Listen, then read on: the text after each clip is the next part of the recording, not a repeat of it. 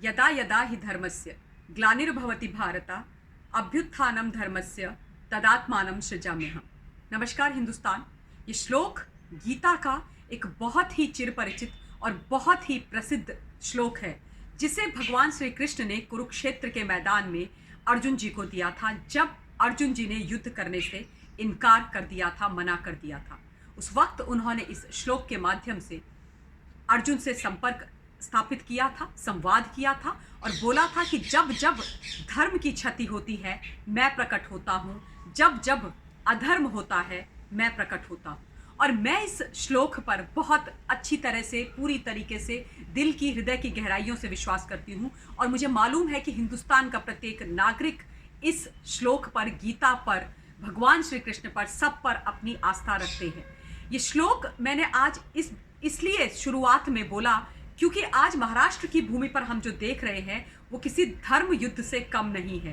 धर्म का अधर्म के साथ युद्ध चल रहा है और ये युद्ध की जो शुरुआत हुई थी, इसका जो बिगुल बजा था, वो सुशांत सिंह राजपूत की रहस्यमय मृत्यु के साथ हुआ था। और वो लड़ाई जो धर्म और अधर्म की थी, वो वास्तव में जनता के और वहाँ की सरकार के बीच में आरंभ हुआ था और वो लड़ाई अभी तक चल रही है। और ये श्लोक मैं जब बोलती हूँ तो मैं अपने मन का विश्वास आप सबके सामने प्रकट करती हूँ कि जब भी असत्य बहुत बढ़ जाता है, अधर्म बढ़ जाता है, धर्म का कोई विनाश करने की और सत्य की कोई विनाश करने की कोशिश करता है, चाहे वो कोई भी फोर्स हो, कोई भी ताकत हो, कितना भी निरंकुश शासक हो, उसका अंत अवश्य होता है। यानी कि जो अति होती है उसकी इति आवश्यक है और डेफिनेटली होती है। इस बात का इतिहास गवाह है और हमारे जितने भी धर्म ग्रंथ हैं, अगर हम उनको पढ़ते हैं, हम जानते हैं, चाहे रामायण, महाभारत, वो भी इसी बात का परिचायक है, वो भी इसी बात को हम सबके सामने लेकर के आते हैं। कल एक बहुत बड़ी विक्ट्री रिपब्लिक के लिए एक बार फिर से उनकी झोली में आई है और वो थी जब मुंबई के आदरणीय कोर्ट ने उनके सीईओ यानी कि रिपब्लिक के ग्रुप सीईओ मिस्टर विकास खंचंदानी को बेल दे दी, जमानत पर रिहा कर दिया।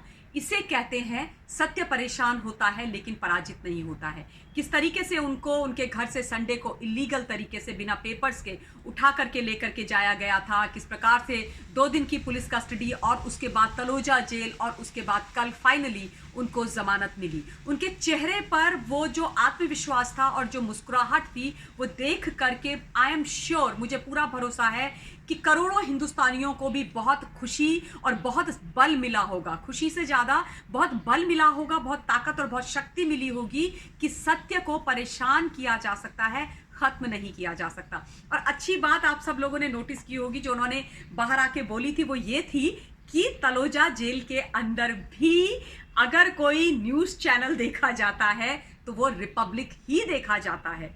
हम सब लोग तो ये बात सुनकर बहुत खुश थे, मिस्टर गोस्वामी और उनकी टीम बहुत खुश थी, उनके सीईओ यानी मिस्टर विकास खंचंदानी बहुत खुश थे, लेकिन आई एम वेरी श्योर कि जब ये सूचना, जब ये न्यूज़ मुंबई में बैठी हुई महाराष्ट्र की सरकार ने देखी होगी तो उनको बहुत दुख हुआ होगा कि ये क्या हो रहा है भैया हमारी धरती में। सरकार हमारी, जेल हमारी, जेलर हमारा, हाँ, कैदी भी हमारे। अब आप ही की जेल में तो आप ही के कैदी हुए, कैदी भी हमारे, और इनकी लॉयल्टीज हमारे सबसे बड़े दुश्मन न्यूज़ चैनल रिपब्लिक के साथ। ये सारे के सारे लोग अंदर बैठ के रिपब्लिक देख रहे हैं। अब उनको रोक तो नहीं सकते, लेकिन दिल में दुख तो बहुत हुआ होगा। अब ये दर्शाता है कि जेल के अंदर, जेल के बाहर, हिंदुस्तान के अंदर, हिंदुस्तान के बाहर आज अगर कोई खड़ा है पूरी ताकत से रिपब्लिक के साथ, तो वो हैं लोग, जनता जनार्दन, चाहे फिर वो कोई भी हो। और वो लोग इसलिए खड़े हैं क्योंकि उनको इस तरफ वाला जो पक्ष है, यानी कि रिपब्लिक वाला जो पक्ष है, यानी कि अर्नब गोस्वामी वाला जो पक्ष है, वो सच की लड़ाई लड़ता हुआ पूरी तरीके से दिखाई दे रहा है। सबसे अच्छी बात ये थी कि जब उनके ग्रुप सीईओ मिस्टर गोस्वामी के रिपब्लिक के बाहर निकल करके आए तो उन्होंने अपनी टीम के साथ खड़े होकर के एक ज़बरदस्त अनाउंसमेंट कर डाली, जिसके विषय में वो बात कर रहे थे जिस दिन वो स्वयं तलोजा जेल से रिहा होकर के आए थे। और जब वो अपने ऑफिस में मुंबई में पहुंचे थे तो उन्होंने एक बहुत बड़ी अनाउंसमेंट करी थी कि अब मैं हर राज्य के अंदर वहाँ की क्षेत्रीय भाषा के में रिपब्लिक लेकर के आऊँगा और इंटरनेशनल फोरम पर भी रिपब्लिक को लॉन्च करूँगा। ये उस दिन की अनाउंसमेंट थी और वो अनाउंसमेंट अब सच में तब्दील होने लगी है, यानी कि उसका क्रियान्वयन आरंभ हो गया है। और कल उन्होंने विकास के रिलीज के बाद और या रिलीज के वक्त बांग्ला रिपब्लिक टीवी चैनल का अनाउंसमेंट उद्घोषणा कर डाली और उन्होंने बोला कि अब मैं यानी कि रिपब्लिक बंगाल में, बंगाल की भूमि पर भी सच बोलेगा, सच दर्शाएगा। और अब मुझे ये लगता है कि वहां पर जो मेरी नाम राशि बैठी है ना, अनफॉर्चुनेटली मुझे बहुत खराब लगता है, बट कांट हेल्प इट, ममता दीदी को बहुत घबराहट हुई होगी, क्योंकि अगर एक निष्पक्ष, एक सच बोलने वाला, एक निडर चैनल वहां पहुंच जाएगा तो बंगाल की धरती में तो आपको और हमको सबको पता है कि क्या हो रहा है, किस तरीके से खून की क्रांति खेली जा रही है, किस तरीके से अराजकता फैलाई जा रही है, किस तरीके से रोहिंग्याओं का महिमा मंडन किया जा रहा है, किस तरीके से लोगों को प्रताड़ित किया जा रहा है, किस तरीके से भाजपा के कार्यकर्ताओं की हत्याएं की जा रही हैं, किस तरीके से वहां पर विकास को रोका जा रहा है, किस तरीके से नरेंद्र मोदी जी के जो विकासशील और जनता के पक्ष में जो नीतियां हैं, जो योजनाएं हैं, उनका क्रियान्वयन नहीं किया जा रहा है, ताकि लोग भाजपा को वोट ना दे पाए। इस तरीके की गंदी सोच की राजनीति वहां पे चल रही है। तो अभी तक तो उनको आप दबा सकते हो, लेकिन जब एक बार रिपब्लिक वहां पहुंच जाएगा तो फिर कैसे दबाओगे। तो कल महाराष्ट्र की सरकार के साथ साथ ममता दीदी की भी नींदें बहुत खराब हुई होंगी, ममता दीदी को भी बहुत तकलीफ हुई होगी। और इसे कहते हैं सच्चाई के साथ आगे बढ़ना। देखिए, जिन लोगों को भी तकलीफ है आज अर्नब गोस्वामी को, उसका तकलीफ का एक मेन कारण है कि एक पत्रकार हिंदुस्तान की धरती के अंदर एक मीडिया हाउस का ओनर बन गया और उसके बाद वो अपना एक्सपेंशन कर रहे हैं, अपना जो उनका ग्रुप है, जो उनकी ब्रांड है, जो उनका ब्रांड नेम है रिपब्लिक मीडिया जगत में, उसको वो एक्सपैंड कर रहे हैं, उसको वो आगे बढ़ा रहे हैं। इतनी प्रताड़ना सहने के बावजूद, इतनी समस्याओं के बावजूद, तो बहुत सारी चीज़ें इससे हम सबको भी सीखने को मिलती हैं कि हौसला और हिम्मत तो डेफिनेटली बुलंद करके रखना चाहिए। और ये जो नाकारे निकम्मे लोग हैं जिन्होंने अघोषित इमरजेंसी वहाँ पर लगा करके दिन रात लोगों को प्रताड़ित करने की कसम खा रखी है ना, इनको तो एक्सपोज करना बनता ही बनता है।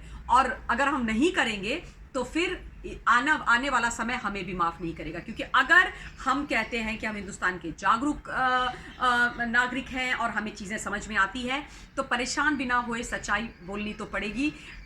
इन शॉर्ट कहने वाली ये बात है कि रिपब्लिक एक के बाद एक जो भी उनके खिलाफ प्रताड़नाएं की जा रही हैं उसमें वो जीतते चले जा रहे हैं। आप लोगों को मालूम है कि नोटिस जो वहाँ का ह्यूमन राइट कमीशन है मुंबई महाराष्ट्र का, उसने भी नोटिस वहाँ पर पुलिस को भेजा है, क्योंकि उन्होंने घनश्याम जो उनके एवीपी हैं, असिस्टेंट वाइस प्रेसिडेंट, वो 26 दिन तक जेल में रहे थे और उनको एक चक्की बेल्ट है, चक्की बेल्ट से उनकी वहाँ पर पिटाई की गई।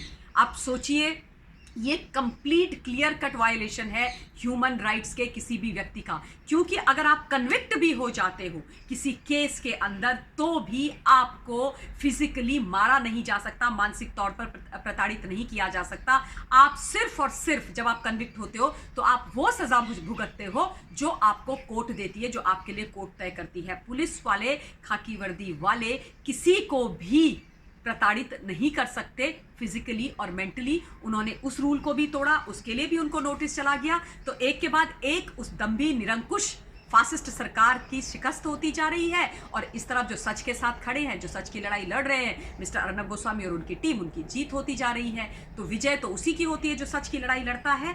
तो मेरी बहुत बहुत शुभकामनाएं, और हम सब एक साथ खड़े हैं मिस्टर अर्नब गोस्वामी के साथ, सुशांत के साथ, दिशा के साथ, और जिया को भी हमें न्याय दिलाना है। बहुत सारी लड़ाइयाँ हैं और खतरनाक लोगों के साथ हम लड़ रहे हैं। एक रहेंगे, एक दूसरे का हाथ पकड़ के रहेंगे, तभी ये लड़ाई हम जीत पाएंगे।